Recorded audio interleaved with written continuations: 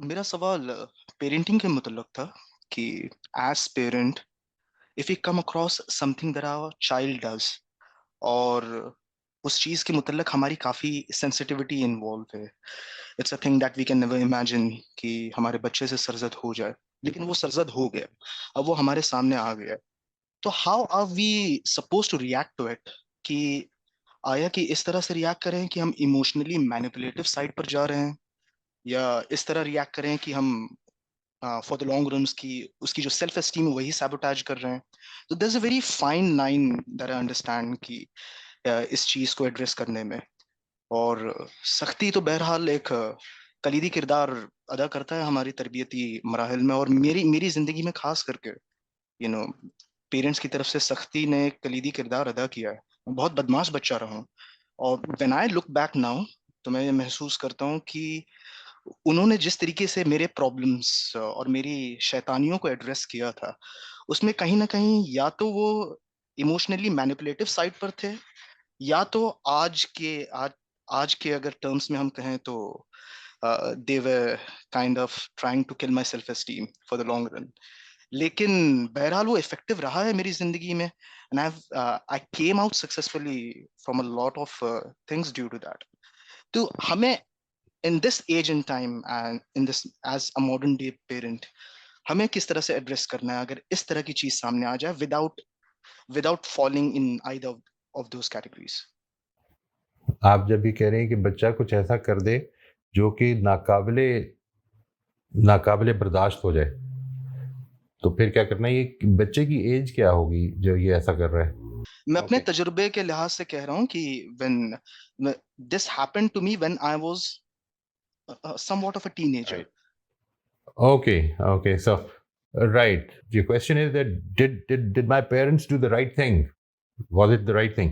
Now, I can't say that it was wrong because you're saying that it was the right thing, but I want to tell you something. Whatever we might do, जब भी हम कोई action करते हैं, तो असल में एक है मेरे एक्शन का पर्पस कह लें आप, या उसका ऑब्जेक्टिव या टारगेट। मैं ये चाहता हूं कि मैं बच्चे को डांटूंगा, मारूंगा, या जो भी कुछ करूंगा, और उसके नतीजे में वो इस बिहेवियर से रुक जाएगा। जिस बिहेवियर से मैं रोकना चाह रहा हूं उससे रुक जाएगा। इसके लिए बड़ी टेक्निक्स हैं जो बिहेवियरिस्ट कहते हैं कि मिसाल के तौर पर बिहेवियर के फौरन बाद वो होना चाहिए। जिस तरह अभी बेटी ने ये शेयर किया था ना कि वो फेंक देता है चीजें, तो उसको थप्पड़ मार दो जोर का, लेकिन वो फौरन मारो, ऐसे नहीं कि घंटे बाद मारो वरना वो समझ नहीं सकेगा। I think this there is a big flaw here. You see, why did it have a good impact on you?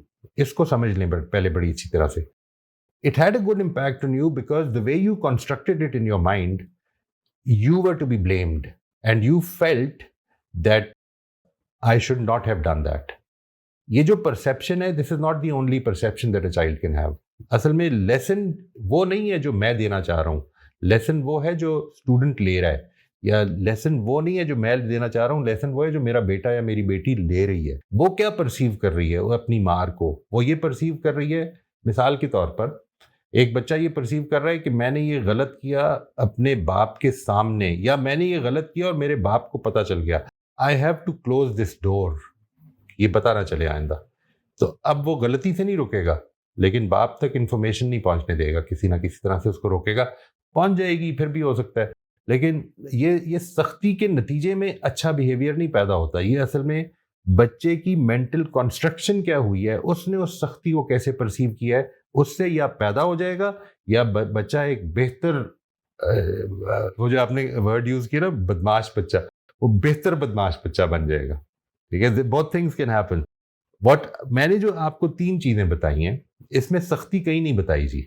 I am not really in favour of that. Why do I say that? Let me tell you. सख्ती हमेशा इंसान जब करता है तो वो judgement दे रहा होता है कि मेरे लिए ये एक्सेप्टेबल नहीं है। चाहे वो बच्चा समझ भी रहा है, चाहे वो नहीं समझ रहा, वो उसको पॉजिटिवली ले रहा है, वो नहीं ले रहा।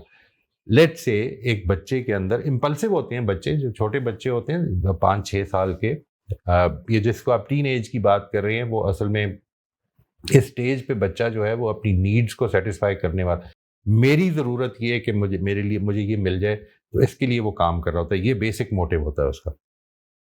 और जो इससे पहली स्टेज है उसमें वो इम्पल्सिव होता है।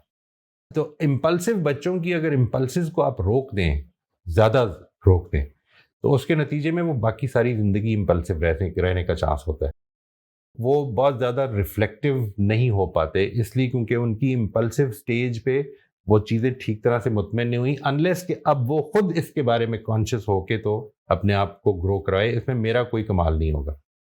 तो इस वजह से मेरा ये ख्याल है that a parent should provide these three things जो मैंने आपसे अर्ज की, और उसके नतीजे में वो जजमेंटलिज्म को थोड़ा सा रोक लें।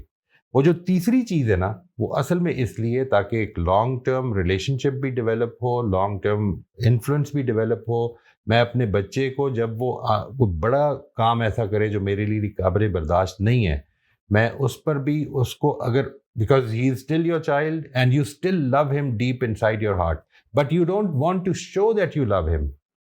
You see that is the problem. मैं किसी को अगर बताता हूँ तो मैं ये कहता हूँ कि जो सबसे पहली बचपन की ज़रूरत होती है वो अनकंडीशनल लव है। अनकंडीशनल लव यानी एक बच्चे को ये कॉन्फिडेंस देती है, ये उसकी सेल्फ वर्थ बढ़ाती है, ये उसको एक मॉरल बच्चा बनाने की तरफ लेके आती है। जब उसको पता चलता है कि I am lovable, not because of what I have done but because of what I am. ये जो एस्पेक्ट है जैसे ही उसके अंदर पैदा होता है, वो कॉन्फिडेंट बच्चा बनता है, वो उसके अंदर सेल्फ वर्थ। कॉन्फिडेंट से मेरी मुराद वो नहीं कि जो ऊंचा बोलेगा, कॉन्फिडेंट से मेरी मुराद वो है कि जो मुश्किल में भी अपने अपने मामलात को ठीक तरह से संभाल सकेगा, because he feels that he is वर्दी, he has that self worth, he is lovable. ये वाला एस्पेक्ट अगर पैदा हो जाए, जो सख्ती के नतीजे में होता है चांस, वो सिर्फ ये कि वो जो परसेप्शन है बच्चे की, अगर आपने वो रिलेशनशिप, जो थर्ड पॉइंट है मैंने जो आपके साथ भी शेयर किया, वो अगर नहीं क्रिएट किया तो वो परसेप्शन आपके साथ शेयर नहीं करेगा, and you will never know how he is constructing the whole thing in his mind. वो जो पनिशमेंट है वो उसको किस तरह से परसीव कर रहा है। ये जो आपने की है ये अल्लाह ताला का एहसान है, आपकी खुशबख्ती है कि आपने इसको पॉजिटिवली किया और उसके नतीजे में अच्छाई पैदा हो गई। अगर ये ना होता तो आप एक बड़े बदमाश पैदा हो सकते थे। Due apologies, it's just a joke.